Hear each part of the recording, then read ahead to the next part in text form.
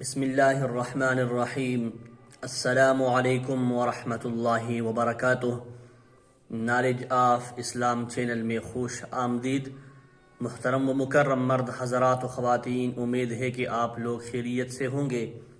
آج ہم اپنی اس ویڈیو میں حضرت فضیل ابن عیاض رحمۃ اللہ علیہ کے زندگی کے متعلق کچھ ذکر کریں گے کہ زندگی کے اول حصہ میں وہ چوروں کے سردار تھے اور بعد میں ان کو توبہ کی توفیق مل گئی، اور کیسے مل گئی۔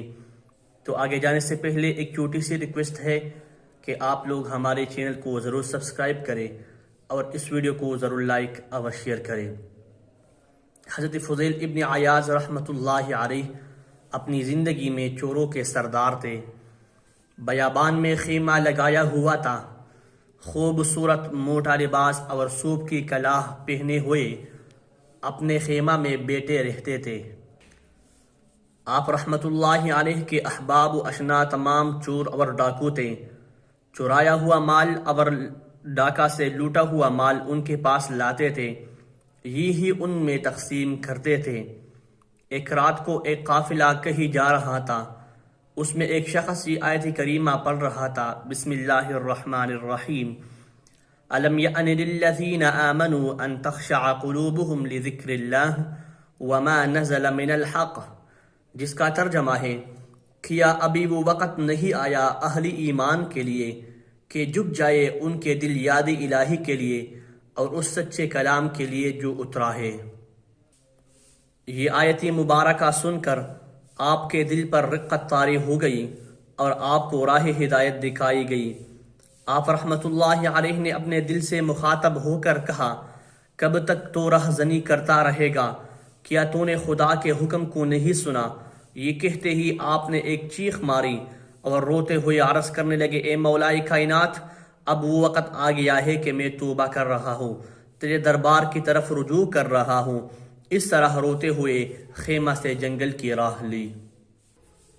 وہاں جنگل پر ایک قافلہ اترا ہوا تھا جو آپ کے متعلق ہی باتیں کر رہے تھے کہ فضیل ڈاکوؤں کا سردار ہے، اس کے ساتھی لوگوں کا مال لوٹ لیتے ہیں۔ ڈاکو ہونے کے ساتھ ساتھ وہ ایک عورت پر بھی عاشق ہونے کی وجہ سے راہ راست سے بھٹکا ہوا انسان ہے، وہ کب سیدھی راہ پر آ سکتا ہے؟ آپ نے ان کی باتوں کو سن کر اپنا تعارف کرایا کہ فضیل میں ہی ہوں، میں اللہ کے فضل و کرم سے آج سے توبہ کر چکا ہوں، آئندہ مجھے اس جنگل میں کبھی ڈاکہ مارتے ہوئے نہیں دیکھو گے۔ فضیل نے سچے دل سے توبہ کر لی۔ آئیے اہل ایمان سنیے حضرت فضیل ابن عیاض رحمت اللہ علیہ کے توبہ کرنے کے بعد اللہ تبارک و تعالی نے ان کو کتنا بلند مقام اور مرتبہ عطا فرمایا۔ ایک رات ہارون رشید بادشاہ نے اپنی وزیری برمکی سے کہا کہ مجھے آج کی شب کسی ایسے بزرگ کے پاس لے چلو جس سے میرے قلب کو سکون و راحت ہو۔ وزیر ہارون رشید کو سفیان کے پاس لے گیا۔ جب ان کا دروازہ کھٹکھٹایا تو سفیان نے پوچھا، کون ہے؟ کہا، امیر المؤمنین۔ سفیان نے کہا، مجھے پہلے کیوں نہیں خبر دی تاکہ میں خود ہی حاضر ہو جاتا۔ یہ سن کر ہارون رشید نے اپنے وزیر سے کہا، یہ وہ شخص نہیں جس سے میرا دل مطمئن ہو سکے۔ تو وزیر نے کہا، جس شخص کی آپ کو تلاش ہے وہ فضیل بن عیاض رحمت اللہ علیہ ہی ہو سکتے ہیں۔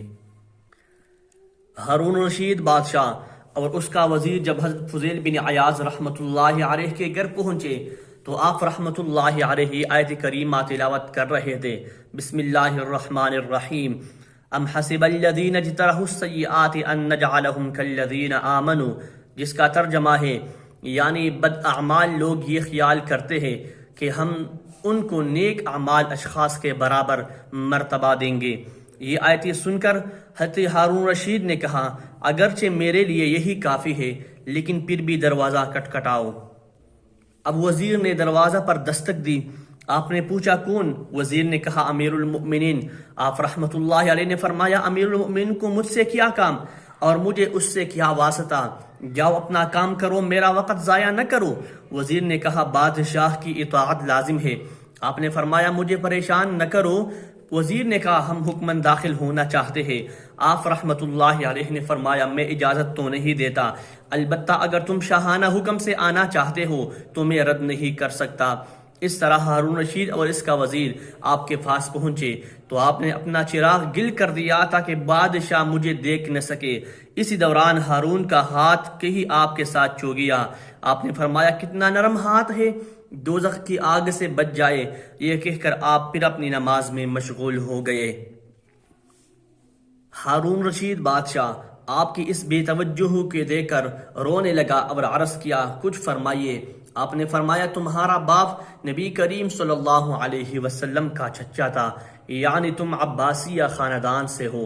انہوں نے ایک مرتبہ نبی کریم صلی اللہ علیہ وسلم سے کسی صوبہ کی امارت یعنی گورنری طلب کی تو آپ صلی اللہ علیہ وسلم نے فرمایا اے چچا، تمہیں تمہارے نفس کا امیر بنایا جاتا ہے، یعنی مخلوق کی 1000 سال اطاعت کرنے سے نفس کا خالق کی اطاعت میں رہنا بہتر ہے۔ ہارون رشید نے کہا کچھ اور نصیحت فرمائیے۔ آپ نے کہا حضرت عمر بن عبدالعزیز رحمت اللہ علیہ جب خلیفہ بنائے گئے تو آپ نے چند بزرگوں کو بلا کر پوچھا میں اس بار گراں یعنی باری بوجھ کو کیسے اٹھا سکوں گا؟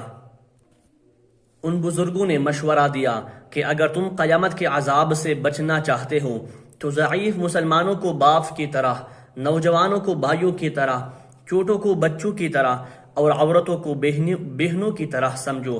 آپ نے فرمایا اسلامی ملک ریاست کو گھر کے برابر سمجھو، تمام مخلوق ماں، باپ، بہن، بھائی اور بچوں کے برابر سمجھو، ان سے اچھا سلوک کرو۔ یا خوف ذہن میں ہم وقت رکھو کہ کتنے ہی خوبصورت چہرے آگ میں پڑ کر بدصورت ہو جائیں گے اور کتنے ہی سردار وہاں قید ہو جائیں گے۔ ہر غریب کے حقوق اس تک پہنچاؤ، ورنہ قیامت کے دن غریب بوڑھ یا عورت بھی تمہارے دامن پکڑنے والی ہوگی جو یہاں دنیا میں بھوکی سو گئی ہوگی۔ آپ رحمت اللہ علیہ کی یہ نصیحتیں سن کر ہارون الرشید بادشاہ پر گری وزاری طاری ہو گیا، روتے روتے بے ہوش ہو گئے۔ جب ہوش آیا پھر ہارون نے آپ سے پوچھا تم نے کسی کا قرض تو نہیں دینا؟ آپ نے فرمایا ہاں، اللہ تعالیٰ کی اطاعت کا قرض میرے ذمہ ہے، اگر اس میں کوتاہی ہو گئی اور ادا نہ کر سکا تو میری حالت افسوسناک ہوگی۔ ہارون نے کہا میرے پوچھنے کا یہ مقصد تھا کہ آپ نے دنیا میں کسی انسان کا قرض تو نہیں دینا؟ آپ نے فرمایا نہیں، اللہ تعالیٰ کا بڑا فضل ہے، اللہ تعالیٰ کی بہت نعمتیں حاصل ہے مجھے۔ ہارون نے آپ کی خدمت میں 1000 دیناروں کی تیلی پیش کی۔ آپ نے کہا افسوس، میری نصیحتوں کا تم پر کوئی اثر نہیں ہوا؟